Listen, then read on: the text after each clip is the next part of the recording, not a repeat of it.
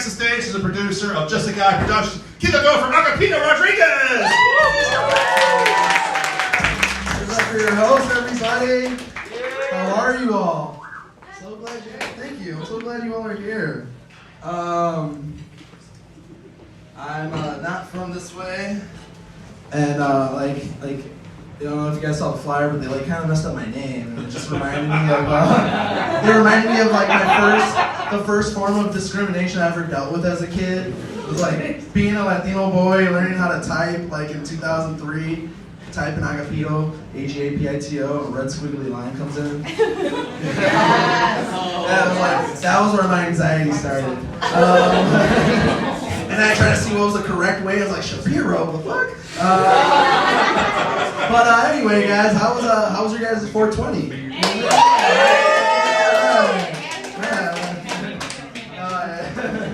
Yeah, I'm glad you like 420 is fun. I don't get high too much. I got high a lot more when I was younger. Only because it made stealing easier for me. Just because when I was high, I'd be super aware of my surroundings. So I'd be in the same aisle at a Walgreens where I'm trying to steal a Snickers, a worker putting more snacks into the aisle, and I'm able to just sense them, I turn into Daredevil, and I can just sense a brush, whatever it is, it means they're not looking away, and I just Snickers, put it in my pocket and do that 16 times in a row. But now I get high because of that day at work. You know what I'm talking about? That day at work when you know when you go home you're gonna cry. You're gonna eat a whole tub of ice cream and watch Clueless for the 500th time.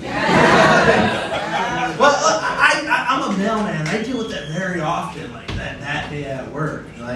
Motherfuckers, I got old ladies pulling up on me, bumping Sade, talking about some, hey, thick ass mailman, you got my stimmy? And I'm like, no! Do you even live in this block?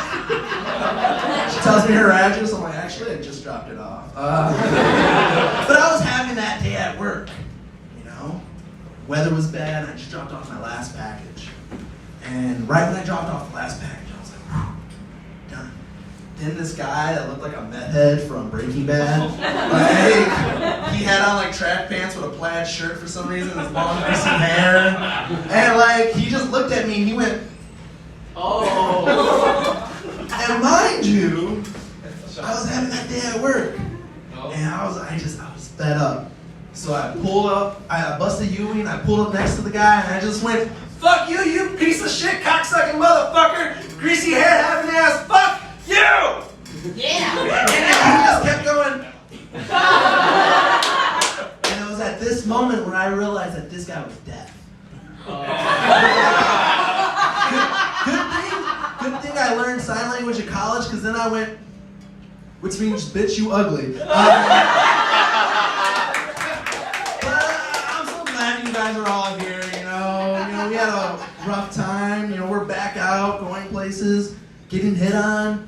Whenever I get hit on by a woman, I never know until 3 years later. Whenever I get hit on by a guy, I know right away.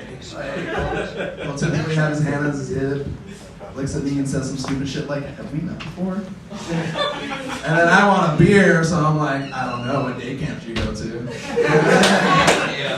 And then he fucks me. But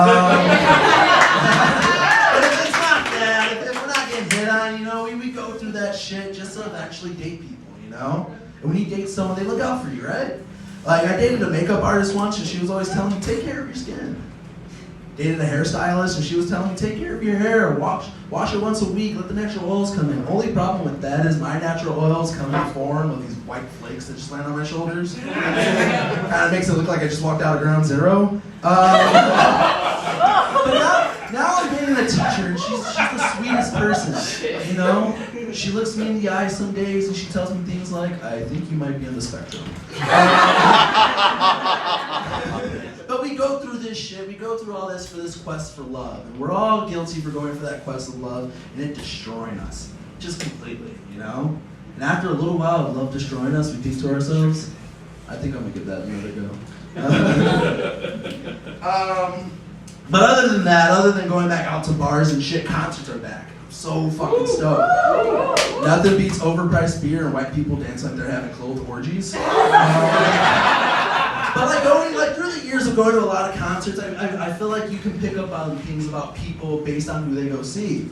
You know, if someone goes to a lot of country concerts, you're racist. If you go to a lot of pop shows, you probably don't have an opinion of your own. If you go see a lot of jam bands, you probably pay a lot of money for something you're not going to remember. If you go to a lot of punk rock shows, you're probably really angry and don't do drugs. You should probably do drugs. But I'm so stoked that, aside from that, like on the topic of music, who here uses Spotify? Alright. You know, don't you guys love that moment at like the end of the year when Spotify sends you your like Spotify rap and you're like your top, and then like all your friends share their top artists so you can see how like sad they were for the year. Like I got so stoked and everyone started posting their shit and I was like, I sent a message to homies like, bro, I saw you had about 3,000 minutes of Adele's logged in. Are you good? But I wanted to talk. My top artist this year was Amy Winehouse, and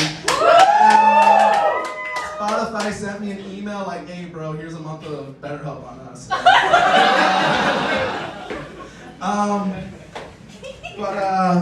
I'm a father. My son just turned 8 years old. He turned 8. I turned to him and I go, son, I'm gonna show you a movie my father showed me when I was 8 years old. American History X. For those of you who don't know, American History X is a movie with Edward Norton where he plays a neo-Nazi and he curb stomps a guy. So the curb stomp scene came and I was like, what do you think, son? He's like, I think I want to watch Encanto. I was like, alright, we don't need to talk about Ed Norton. I got really shitty roommates though. It's myself, my thoughts, and my cat. We all need a litter box. Little more about myself. I'm Mexican and Puerto Rican, and I grew up in South Chicago. All right, thank you. But I grew up in a predominantly like Mexican and black neighborhood, and like growing up, when I would tell people this about myself, my Mexican friends would just pull an egg out and be like, "Nah, bro, you're just Puerto Rican."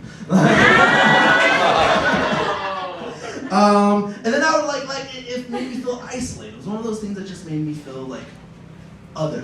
So I would confide in my black friends about it, and like I would tell them about this thing that I'm dealing with, and they'll just be like, "Bro, there's a difference," which makes perfect sense because like most black people in America, when they came to the U.S., it was against their will, and they lost any trace of where they might have came from. That's why they're able to come in these great numbers to help each other out.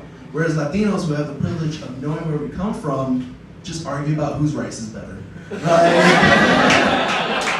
Which, when I finally got a little older and I was around Puerto Ricans, I would tell them about themselves, and one legit would be like, "Okay, papi, whose rice you like more?"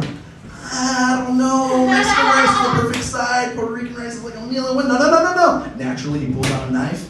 "Tell me whose rice you like more, or I'm gonna suck your dick."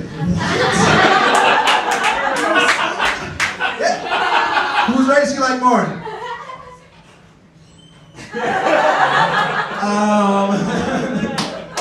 And then, once when I finally got to college, I started being around with a little more white people, and I'll tell them this about myself, and they'll just look me dead in the eyes, and they'll just be like, "Okay, that's great. You're gonna take my order now?"